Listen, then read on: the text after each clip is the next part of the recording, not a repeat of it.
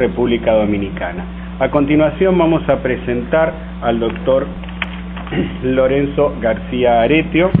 El doctor Lorenzo García Aretio es doctor en Ciencias de la Educación con premio extraordinario, es profesor titular de Teoría de la Educación en Educación a Distancia en la Universidad Nacional de la Educación a Distancia y decano de la Facultad de Humanidades dentro de la misma universidad. Ha participado en investigaciones subvencionadas por el Ministerio de Educación, Ciencia, Dirección General y Tráfico de España y en numerosos proyectos de investigación sobre educación a distancia financiados por la Unión Europea. Es coordinador del programa Erasmus Mundus de la Unión Europea y del proyecto Network Active IESAD EDATU Credit Transfer in Virtual and Distance Education del 2005 al 2007. Es director de la Cátedra UNESCO de Educación a Distancia y dirige la Maestría en Enseñanza y Aprendizajes Abierto y a Distancia. Es autor de numerosos libros y artículos en lengua española y uno de los grandes referentes en la modalidad para Iberoamérica. Doctor Lorenzo García Aretio, adelante usted desde Madrid. Muy buenas tardes desde Madrid, buenos días América. Es un placer volverme a encontrar con tantos amigos, con tantas amigas en la distancia, pero en esta educación a distancia cara a cara, porque yo les veo a ustedes, ustedes me ven a mí, pero estamos a muchos miles de kilómetros. Es posible que hablar de calidad yo les pueda decepcionar, porque yo no voy a dar recetas o no voy a hablar de indicadores, porque entiendo que más allá del sometimiento a esa evaluación que las instituciones, a las que las instituciones han de enfrentarse para la acreditación, que generalmente está basada en indicadores, está basada en los protocolos que facilitan las distintas agencias de evaluación, de prospectiva, de acreditación, yo voy a volar un poquito más alto y me voy a referir a los grandes ámbitos en los que yo entiendo que si una institución de educación a distancia se somete a ellos, se sujeta a ellos, podría garantizar el éxito. Insisto, no voy a hablar de indicadores, les voy a hacer referencia a una especie de decálogo, a 10 puntos que a mí me parecen que serían esenciales, que si en nuestras instituciones los cuidásemos, lo de los indicadores, lo de la acreditación, lo de los referentes, lo de los ámbitos, lo de las dimensiones que vamos a evaluar, vendría quizás dado por añadidura. Voy a tener que ir deprisa porque se me había hablado al principio que esto serían 12 minutos, voy a tratar de atenerme a ese tiempo. El primero de esos 10 puntos que yo quiero tratar como referencias para esta calidad sería el de la base teórica, es decir, todas las realizaciones prácticas, la intervención pedagógica que realizamos en los procesos de enseñanza y aprendizaje abiertos y a distancia, han de basarse, queramos o no, y si no lo hacemos mala cosa, han de basarse en postulados teóricos que nos deben permitir sistematizar las leyes, las ideas, los principios, las normas, y ello para que así podamos describir, explicar, comprender, predecir el fenómeno educativo en la modalidad a distancia. Es decir, tenemos que partir de postulados teóricos. Si ignoramos esos postulados teóricos, malamente vamos a poder dar respuesta a unas prácticas de calidad.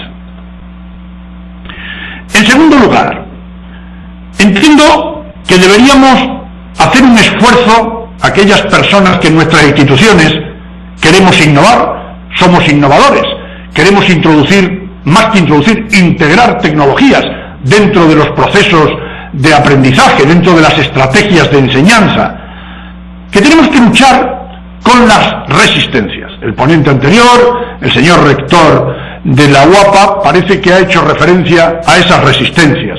Son un elemento fundamental, porque existen resistencias en las instituciones, y todos tenemos ahora mismo en nuestra mente posiblemente a esos resistentes, cuando se oponen a la innovación de forma activa, bien sean grupos, bien sean individuos particulares. Lo que sucede es que, claro, depende de qué grupos o qué individuos se opongan a esa innovación, depende de la categoría, dependen del prestigio que tengan esos grupos, esos individuos, para que esa oposición, esa resistencia, sea más o menos peligrosa de cara a la implantación de la innovación que nosotros queremos introducir. También nos vamos a tropezar con los posibles valores, las normas, las estructuras que están arraigadas en la institución y en las personas que componen la institución a la hora de introducir alguna innovación, a la hora de introducir algún cambio. Otras veces los resistentes se comportan simplemente por aquello de que son ignorantes, es decir, la ignorancia de las posibilidades que, por ejemplo, pueden tener unas tecnologías que incorporamos, que integramos en nuestros procesos de aprendizaje. Ese desconocimiento puede dar al traste y, naturalmente, por su parte, a la oposición aquello que no conocen, pero simplemente porque no lo conocen, o porque no se lo hemos explicado, o porque ellos no se han aproximado a un conocimiento certero. También resistencias porque se puede tener cierto temor a ser superados por los propios estudiantes, por los propios participantes en los procesos de aprendizaje. También pueden mostrarse resistencias cuando existen en la institución esas finalidades, esos grandes objetivos institucionales que parecen que nos pueden coartar a introducir determinados cambios. Otro elemento de resistencia puede ser la no disponibilidad de recursos, cuando no se disponen de los recursos adecuados para introducir ciertos cambios que precisan de implementar una serie de recursos económicos, materiales, etc. Y luego, evidentemente, cuando vamos a introducir una innovación, va a depender de qué ámbito de innovación, en qué dirección apunta la innovación, cuál es el grado del cambio pretendido, cuál es la intensidad del cambio pretendido, para que aquello sea más o menos llevadero. Claro, en este segundo punto de las resistencias, yo diría que debemos valorar las resistencias. Malo será que en una institución, cuando se pretende incorporar o integrar un cambio, no hay resistencias. Esto sería extraño. Yo creo que hay que valorar las resistencias porque si se vencen todos los obstáculos de resistencia, las garantías de éxito van a ser mucho mayores, sin lugar a duda. Entonces, cuando vamos a introducir un cambio, pasaríamos ahora al tercer elemento de mi proposición. Teorías primero, después le he hablado de resistencias, ahora les voy a hablar de principios. ¿Qué es lo que puede cambiar cuando introducimos esas tecnologías en el ámbito de la educación a distancia, por ejemplo? Pues en realidad lo que cambia es el soporte en el que se almacenan los contenidos. Cambian las vías de comunicación. ¿Pero qué permanece? Pues buena parte, mis queridas amigas, mis queridos amigos, de las bases teóricas y de los principios pedagógicos que naturalmente se aplican también a la educación a distancia. ¿Qué cambiaríamos?